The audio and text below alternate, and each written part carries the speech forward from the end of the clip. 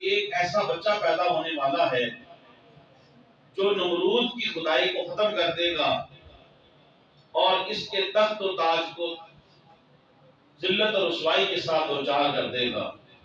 حضرت ابراہیم خلیل اللہ علیہ السلام کی والدہ چلی گئی، دور ایک جنگل میں، پہاڑ میں گئی، غار میں، وہاں پہ حضرت ابراہیم خلیل اللہ علیہ السلام کی ولادت باسعادت ہوتی ہے۔ سارا دن آپ کے پاس رہی اور رات کو آپ اس کو ڈھانپ کے پتھر کے ساتھ اپنی طرف سے جتنی حفاظت ہو سکتی تھی وہ کر کے گھر چلی آئیں۔ تو درند اور چرند پرند بھی کیسے نقصان پہنچا سکتے تھے؟ درند اور چرند پرند آتے ضرور تھے ابراہیم کی غار کے پاس، لیکن محض زیارت ابراہیم علیہ السلام کے لیے۔ صبح صبح ہوئی تو حضرت ابراہیم خلیل علیہ السلام کی والدہ گئی اور جا کے کہا کہ اپنے لخت جگر کو دودھ پلائیں، پیاسا ہوگا۔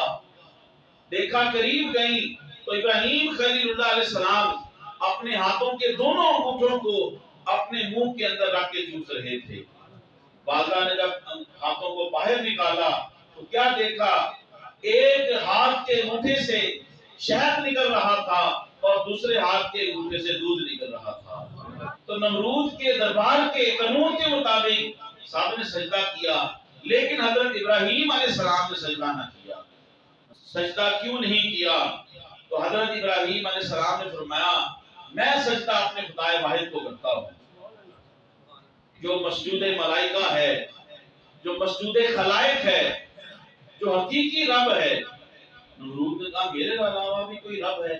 کہا ہاں، میرا رب وہ ہے جو زندوں کو مردہ کرتا ہے اور مردوں کو زندگی بخش دیتا ہے۔ زندوں کو مردہ کرتا ہے، مردوں کو زندگی بخش دیتا ہے۔ اس نے کہا یہ کوئی ایسا کام تو نہیں ہے۔ اس نے جیل سے دو ایسے بندوں کو بلایا جن کی پھانسی کا آرڈر ہو چکا تھا۔ اس نے دونوں کو بڑے دربار میں بلایا اور ایک کو اس نے آزاد کر دیا اور دوسرے کو اس نے موت کے گھاٹ اتار دیا اور کہا یہ کام تو میں بھی کرتا ہوں، میں نے بھی مردے کو زندہ کر دیا ہے اور زندے کو میں نے مردہ کر دیا ہے۔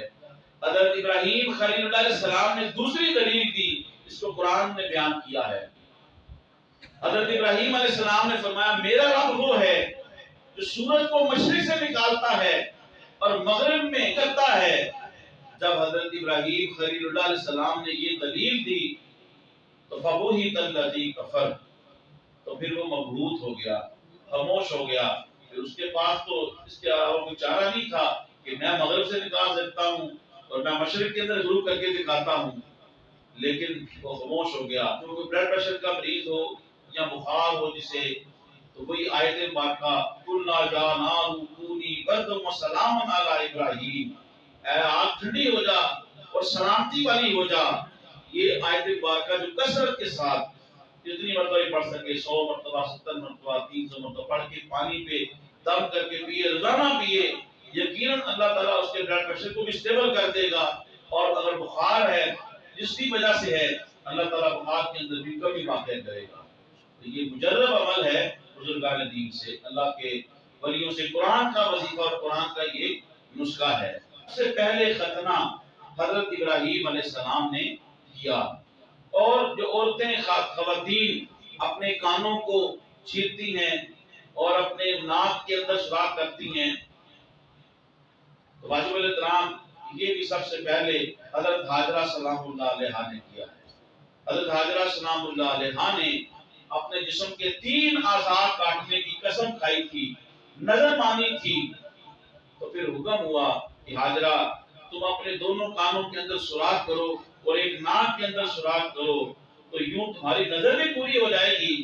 لیکن ان کی نظر پوری ہوئی اور جسم کے اندر سوراخ کیے، لیکن وہ بھی خواتین کے لیے خوبصورتی کا باعث بن گیا۔ حضرت ابراہیم علیہ السلام گلے پہ چھری چلانے لگے تو جبرائیل حاضر ہوئے اور بلند آواز سے بولنے لگے اللہ اکبر اللہ اکبر۔ یہ سن کر حضرت ابراہیم خلیل اللہ علیہ السلام نے پڑھا لا الہ الا اللہ واللہ اکبر۔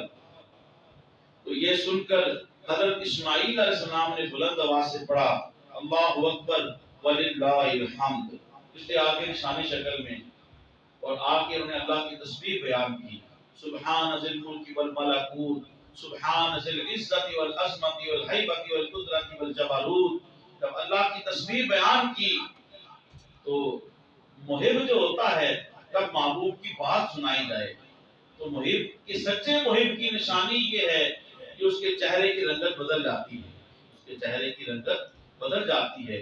یاد رکھیے وہ عاشق اور محب صادق ہے ہی نہیں ہے جسے سرکار کا ذکر سن کے یا اپنے شیخ کا ذکر سن کے یا اللہ کے ولیوں کا ذکر سن کے اس کے اندر ظاہری اور باطنی طور پہ تبدیلی نہ آئے، وہ محب صادق اور عاشق صادق نہیں ہے، اس کے سچے ہونے کی نشانی ہے۔ کیونکہ محب صادق اس اونٹنی کی طرح ہوتا ہے، محب صادق اس اونٹنی کی طرح ہوتا ہے جو قافلے کے ساتھ چل رہی ہے اور اس کا بچہ جو ہے وہ کسی بستی کے اندر باندھا ہوا ہے۔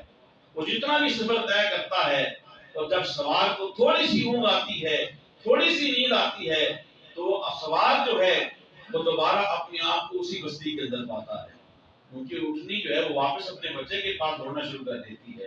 تو یہ محب صادق اور سچے صادق کی نشانی یہ ہے کہ اپنے محبوب کا نام سنتے ہی اس کی ظاہراً اور باطن حالت کے اندر تبدیلی آتی ہے۔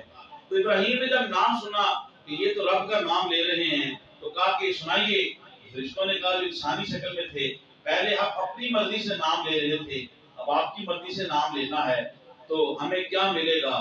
تو کہا کہ جو بکریاں ہیں، جو ریوڑ ہے، یہ آدھا تمہیں دے دوں گا۔ انہوں نے پڑھا سبحان ذی الملک والملکوت، سبحان ذی العزت والعظمت والہیبت والقدرت والکبریاء والجبروت۔ آپ خوش ہوئے، خاموش ہو گئے، بکریوں کا ریوڑ جو کچھ تھا دے دیا۔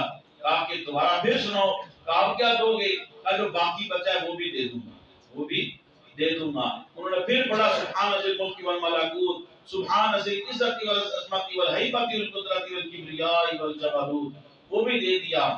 تو آپ کے اوپر جو ہے ولفتگی طاری ہوئی۔ کہا کہ دوبارہ سناؤ، تو کہا کہ اب کیا دو گے؟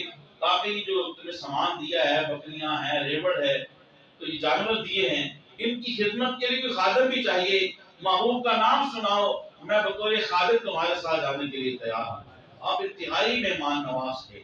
مہمان نواز ہونا یہ ہمارے پیارے آقا رحمت عالم صلی اللہ علیہ وسلم کی سنت بھی ہے اور حضرت ابراہیم خلیل اللہ علیہ السلام کی سنت بھی ہے۔ حضرت ابراہیم علیہ السلام فرشتے انسانی شکل میں آئے، اس کو تو قرآن نے بیان کیا، تو آپ نے آتے ساتھ ہی بچڑا ذبح کیا اور ذبح کر کے بھون کے ان کے آگے رکھ دیا۔ تو فرشتوں نے کہا کہ ہم بشر نہیں ہیں، ہم تو انسان نہیں ہیں، ہم تو ملک ہیں، فرشتے ہیں جو اللہ کے حکم سے آپ کے پاس آئے ہیں۔ تو ابراہیم خلیل اللہ علیہ السلام کے بارے میں آتا ہے کہ آپ کچھ وقت تک کھانا نہ کھاتے جب تک کہ آپ یہ تلاش نہ کر لیتے کوئی میرے پاس میرے ساتھ بیٹھ کے کھانا کھائے۔